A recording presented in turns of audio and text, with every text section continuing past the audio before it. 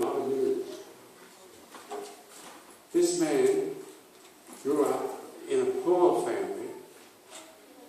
It was a family, a home without a father, absentee father. You have any of those in Australia these days? Absentee fathers. So he grew up, mother and siblings. As a boy, he had a violent temper. One day, aged about 11, got into a fight with another boy.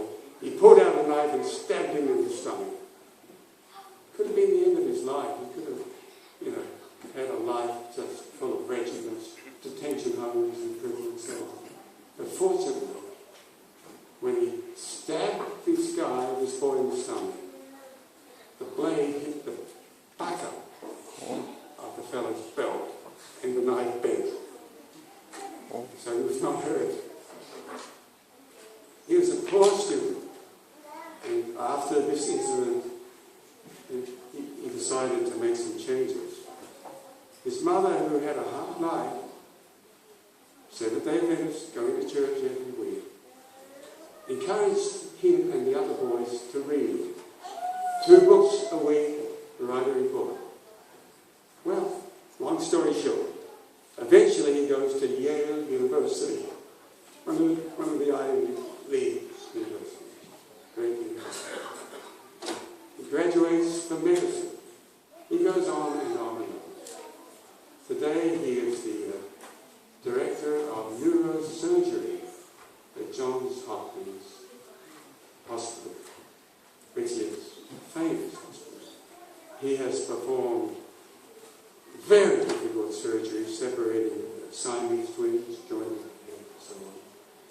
He has received many awards.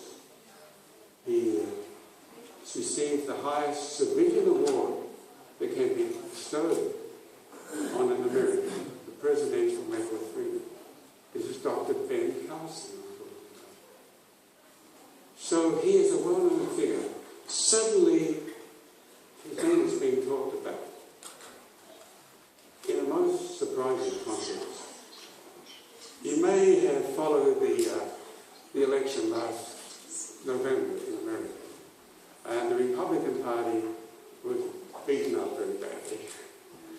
They are looking about for a new candidate, and guess what? A number of prominent people are saying, he is the man. Ben Carson is the man we should run. I'm not kidding. I'm not kidding. The Wall Street Journal, a very prominent newspaper, Politico, which is a website that specializes in politics, they have interviewed him. Everywhere you look, Dr. Ben Carson, Seventh-day Adventist. His name is up there. Now, I think the chances that he would get the Republican nomination almost zero. Politics is a dirty world. And I think if he goes down that path, it'll be a very difficult path for him to follow. But when he was interviewed by Politico, he said, I'll see who the candidates are and I might be ready to run.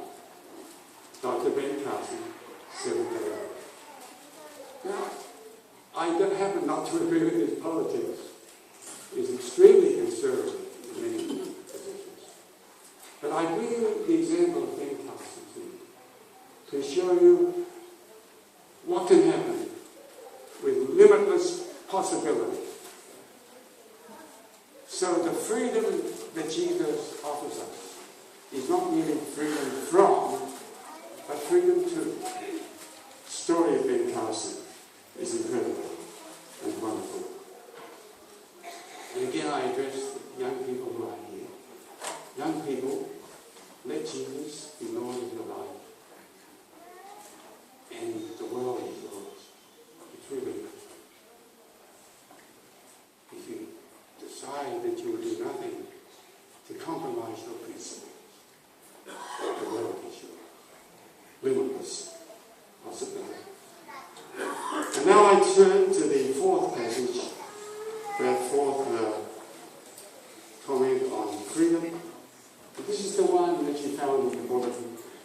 chapter 2, verses 14 and 15. And the apostle writes, "Since the children have flesh and blood, he too shared in their humanity, so that by his death he might destroy him who holds the power of death, that is the devil, and free those who all their lives were held in slavery by their fear of death." It's a passage we don't refer to very often, but it really summarizes the work of Jesus. Here we are, human beings, on this earth, trapped. We all know that we are going to die. And for many people, that is a terrorizing thought. Their life is going to come into this world of flesh and blood. Someone comes from outside our door. The Son comes, the Son of God. He takes our flesh and blood, and he enters into the experience of death. And by entering into that experience, he breaks the power. And he sets us free, not only from death, but from the fear of death. In today's world, a lot of people no longer think much about sin and guilt. They feel guilty about feeling guilty. So you don't feel guilty. But I tell you, no one has found the answer. The ultimate issue, the issue of death. Fear of death. Jesus has broken the power of death and broken the bondage of fear of death. And so, my dear friends, whether we live a long life or whether we live a short life, Jesus calls us to freedom, to go out from this church today and every day, to walk as sons and daughters of God. Walk with our heads held high, not burdened down by care and anxiety, by all the regrets of what I didn't do and I wish I had done. Leave all that. Let it go. To go forward. Even as we face the ultimate foe. Yes. I have lived longer than I expected to. I did not have any disease, I thought it too. But being the youngest of a large family line, I was always young built. And somehow I thought, I will always be young. And I'm not. For long. And so, coming to grips with the fact that I'm no longer young, it's been an interesting journey for me.